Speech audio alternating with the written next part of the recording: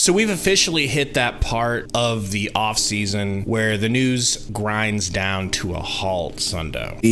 Screeching halt. Matt Ishbia is letting on that he thinks the Suns are done making moves, but the biggest question left going into the next season is what are the Suns going to get out of Deandre Ayton? Hit that like button for us and tell us in the comments, are you excited about DA this upcoming season? Or is he just an afterthought to you? Now, he was recently quoted, I know you saw the interview in the Bahamas talking about how he doesn't feel like he has very many fans in Phoenix, how the whole world's against him and everyone wants to see him fail. While that is not what you want to hear, and I think you could call it a little bit of self-pity, I don't think he's completely wrong. People like to, especially on Twitter, gang up on someone and just beat that horse dead. I would be intellectually dishonest if I didn't admit that some of it's deserved. What do you think the Suns are going to get this season from Deandre Ayton as he's working on his motivation factors? Well, to your point of criticism is deserved. I mean, let's be honest, it is deserved. It's well deserved over the past year. You know, we know about the Chronicles with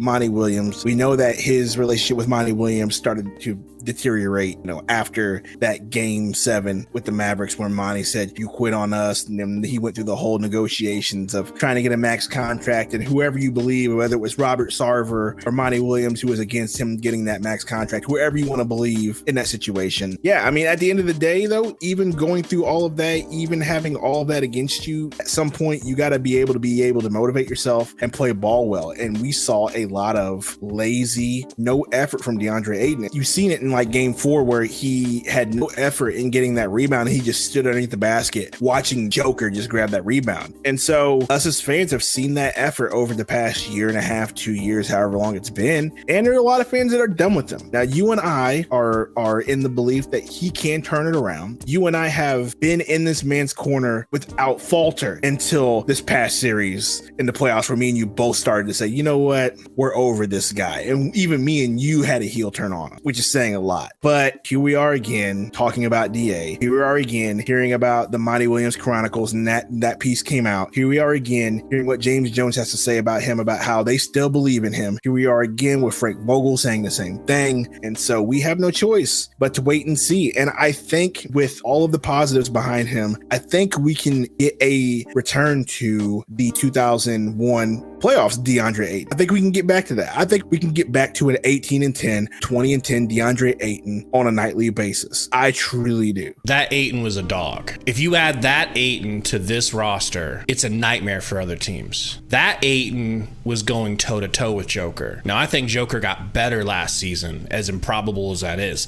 I think he was better than the couple years before when we dispatched them in the playoffs.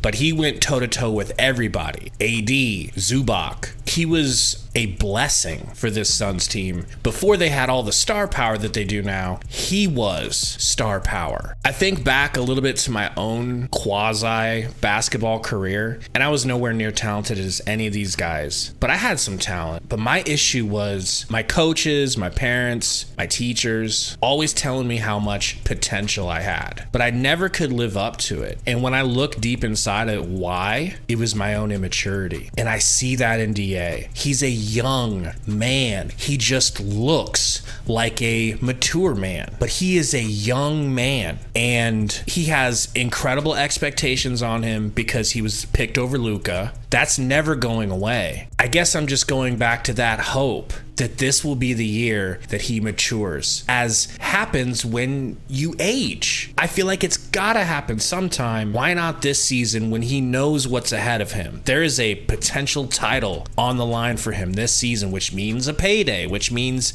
getting more of what he wants. Does he seem like he's ready to you, or does he just seem like this is all just talk? It's hard to say, man. It really is. You know, I don't want to be down on this. It's one of those deals where you got to prove it. You know what I mean? I don't want to hear you talk about it. I want to see you prove it. We both know that he has the talent to do it. We both know he has the talent and he's capable of being that guy. At him being 7 foot, 6'11", however you want to say how tall he is, the talent that he has, we've seen him potentially be able to do turnaround jumpers, hit jumpers, take the ball to the basket. He's got the total package for a big man. The only thing he really needs to work on is shooting threes, and I think he has the ability to even do that. And so when we see the reports that James Jones says that Ayton is trying to harness internal and external motivations. I don't want to hear you talk about it no more. Just do it. Just do it at this point. We all know you're capable of it. Get out of your own head. Monty Williams is gone. Robert Sarver is gone. You don't have any excuses at this point. You have a coach that seems to be behind you. You still have Booker here. You still have Bradley Beal here. And we heard the rumors that Bradley Beal was not going to accept a trade to the Suns that had you as a part of it, Deandre Ayton. So at least you have that behind you. So no excuses at this point. You are wanted here. Seemingly, you are wanted here by Big Three on this team. That's a very fair point, and I hope he understands that as well. I want to remind everyone, because there's going to be people hearing what we're saying that think back to that missed rebound or lack of attempting to get that rebound, and they're just going to be laughing at us for still holding hope. But I want to remind everyone, the DeAndre Ayton that everyone's laughing at and calling soft, still, without one play really drawn for him all season, averaged 18 and 10. That's his baseline right now. A soft, slippery, small-handed Ayton is grabbing you 10 rebounds per game and 18 points. So it's like,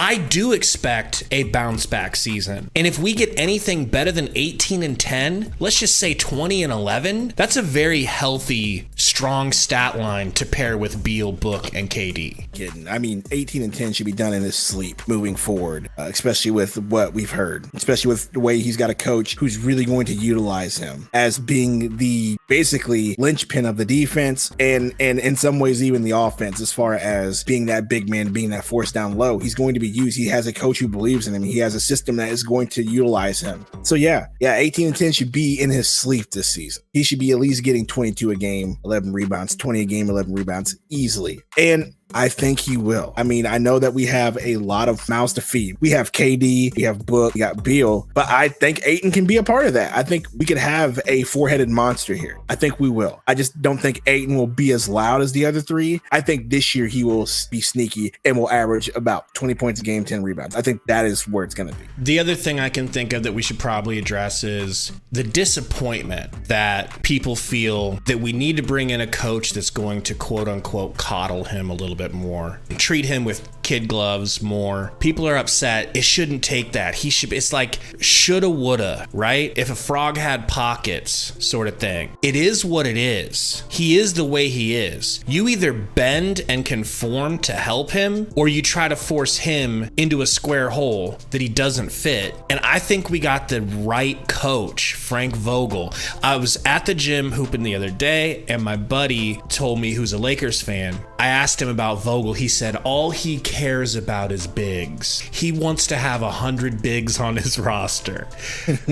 And that's heartening for this situation. You're going from a coach who we always joked about hated his bigs to a coach that only cares about him. The rest of the offense should run itself. Kevin Young and the big three should be able to handle everything else on offense. But now you've got a head coach who's uber focused on getting the most out of the big man. I can't wait. I really think he's going to have a breakout year, and people are going to feel really stupid for wanting to trade him for the terrible trade packages that people were willing to sign off on this whole offseason. I don't think it's a matter of coddling the man. You know what I mean? And I just think he's going to feel a lot more comfortable going from a coach who didn't want to utilize him or like him whatsoever, as we have now found out. I mean, Monty, we joked about Monty icing him in the second half of every game, but I mean, knowing what we know now, I think we can probably say that, yeah, he iced him on purpose. You know, it's wild, but I don't think it's about coddling. I don't think that's it. I don't think he wants to be coddled. I don't think they're going to coddle him. I think it's just about getting the coach that's going to utilize his talents and put him in a system. It's just that simple. So when people want to say,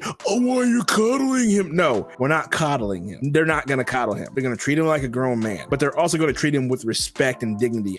Unlike what we know now, the other coach didn't give toward the end anyway. I don't want to completely put it all on Monty. There is onus on DA. It's not like this was a completely one-sided thing, but it was like fire and ice. And I've always said you can't have both.